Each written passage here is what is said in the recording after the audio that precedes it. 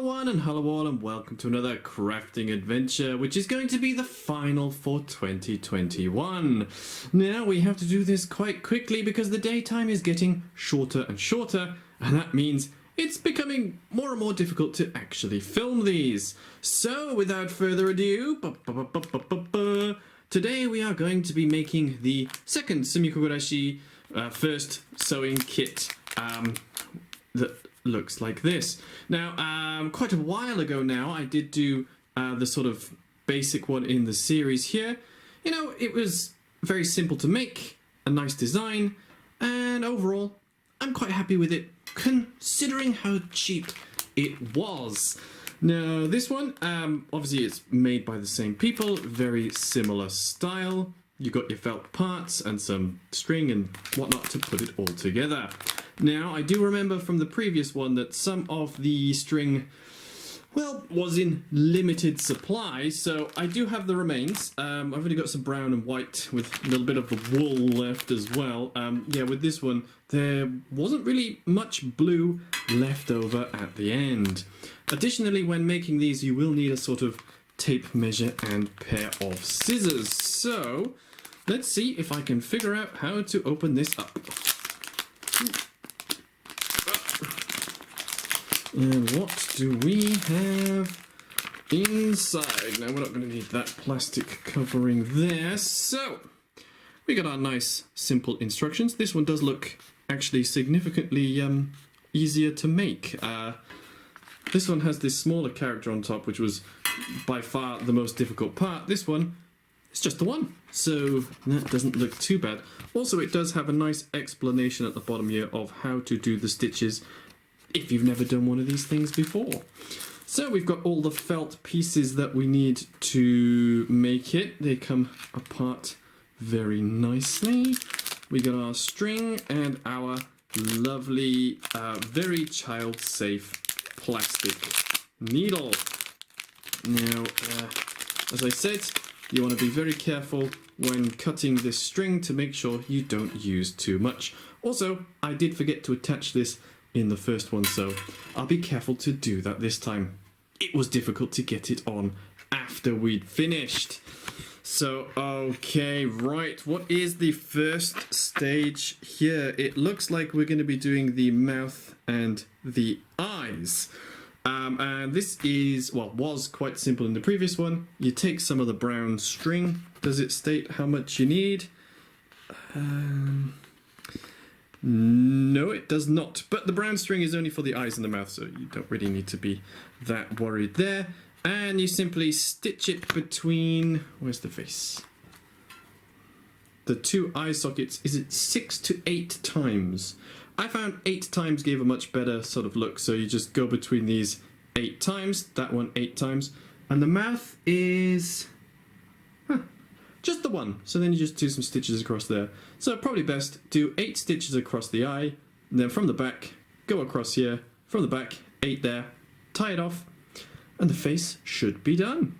Once you got the 8 through the eyes, the line for the mouth, just tie it off and cut it short. It doesn't matter if you can see through it at the moment, because once you got the backing on, you can't see it anyway. So that's the first part of the face done. Next, we're going to take the outside of the costume and do the same using these two and these two here to give the sort of costume its eyes. And we're going to be using the last, I think this is the last time we use the brown thread. So don't worry about how much you use because, I mean, I've still got this much left. I don't think running out is going to be a problem. That was quite easy. And as I thought, there was a lot of brown left over, so don't worry about using too much of it. Also, if you are going to connect them in the back, don't pull it too tight because it will affect the shape of the material. Same with the mouth here. If you pull it too much, it'll scrunch up the thing, so don't do that. Alright, so we've got the eyes and the mouth done. Next, we're going to take the body piece, and it should line up in a nice circle here, and we're going to sew that down using the white thread, and this is going to be stitches that go around in a nice little circle. This is not actually a circle. It does appear to have a slight corner here, which I'm going to put at the back, but in the instructions it doesn't say which way to put it, so do it as you like. Let's see how this turns out. Lovely jubbly. Yes, there was more than enough white thread to go around. So that's the first 2 stages complete.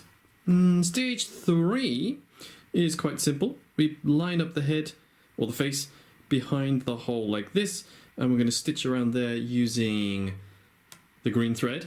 And also we're going to be attaching the little hands here and here, and the hands are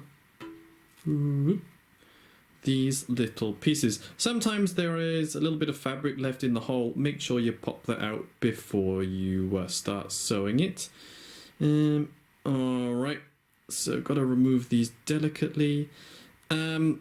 These look like they are actually the same, so it doesn't matter which side they go on, but as you can see in the image, you just need to put one stitch in on either side. So I'm going to start probably at the bottom of the face, go around, come down, do the hand, do the other hand, then tie it off at the back. And hopefully that should hold it all together. Now we are going to have to hurry. We are losing light quickly, so I'll be right back. Alright, I'm back a little bit sooner than I had planned because I realized I forgot about the teeth. Now, when you put the face on like this, you want to sandwich the teeth like that so they come in, and make sure the stitch goes through all 3 layers. There are 2 teeth that you need to add. One goes on the left, one goes on the right. And if you look very closely, you can see these 2 holes and these 2 holes are slightly closer together than the others, and that is where they attach. Whew, almost made a big mistake. Due to low light, I did have to wait a day before continuing, but as you can see, I was able to finish. The teeth nicely sandwiched between the face and the costume there, with the continuous stitch all the way around. With this one, I did actually start on the hands, I think. Yep, so you can see the first stitch was in the hand, go through this one, and then go around the ring there. I found that a little bit easier because it's easier to tie it off on this bit rather than the hands, because you don't want to pull it too tightly. Alright, so next we need to put this together like this with, here is this little pink bit sandwiched between them. To do this, this inside hole here should line up with this one, I think. Let me double check. Yes, like that. And I believe with this one, you leave a little hole in the top so you can put your padding in. So I would recommend starting somewhere around here, going around, stopping about here, putting in your padding, then doing the rest of the body. And so far we've done these sort of sideways stitches like this, but on the outside we're going to do stitches that go around the edge like this, where they come out and around, out and around, out and around, and so on and so forth. With the little back piece, it actually has holes on the bottom and the top, and you'll go in the bottom one, and then through the top one, in the bottom one, through the top one, and it should give you something like this, where the bottom hole is there and the top hole is there. So we're going to start about here, we're going to go around, and we're going to stop about here.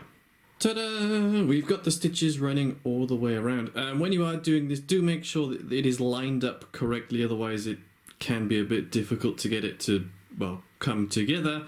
Also make sure that all of these stitches do go through this little pink bit, otherwise that won't hold in. And make sure you get the stitches behind the white little tummy piece here. The needle has to come between the two. You can see I had a little bit of a mistake with the white thread. I will fix that later. So from here, what we're going to do, we're going to take our cotton or whatever this is. I thought this was an easy open bag. And add as much of this as you like. With the previous one, I used about half. With this one, I'm not sure, so just tear a bit off, pop it in until you're happy with the size. Once you're happy with how soft and plump he is, you just need to finish off stitching this top layer. And with this stitch here, the one that's just to the left of this eye, you're going to put this little hook, if that comes out, through the stitch there to make it into a keychain. I suppose you could choose either of these. It doesn't really matter. Whichever one you think is more central. We have the finished piece here, and I remembered to attach the keychain. You want to be careful when doing the stitches on that. Make sure you don't get tangled into a knot like I did. Took me quite a while to fix it too. Also, I wasn't really sure how to tie it off at the end, so just sort of knotted it by there. Seems to be all right. Before you close it, you can obviously adjust the amount of padding you put inside. That's entirely up to you. I like it kind of like this, and it matches the first one I did before. So yeah, there you go. It's a very simple sewing kit. You know, you get a few stencils and some thread to stitch it all together. This one only had 1, 2, 3, 4, 5, about 6 or 7 parts. Nice and easy. You could probably finish one of these in an hour or less if you're quite good at it. Also, this one actually had a lot of additional green, white and brown thread, whereas the previous one did have a little bit of a limit with the blue. I did have one problem with the white, and that was, strangely, there were already some knots in the string, like by here. Can't see it, but this was knotted before I even started using it, which you know, meant it was not the greatest thing to use. Also, it's sort of frayed a bit in the middle, so I had to be very careful about which bit I was using. So do take care if you decide to get one of these. Be careful with the threads. Make sure everything is nice and tidy before you start sewing. And there you go. That is how to make one of these, my first Sumikko Gurashi sewing kits. Marvellous. Thank you all for watching. I hope you enjoyed the video. Have a wonderful new year, and I'll see you all in 2022.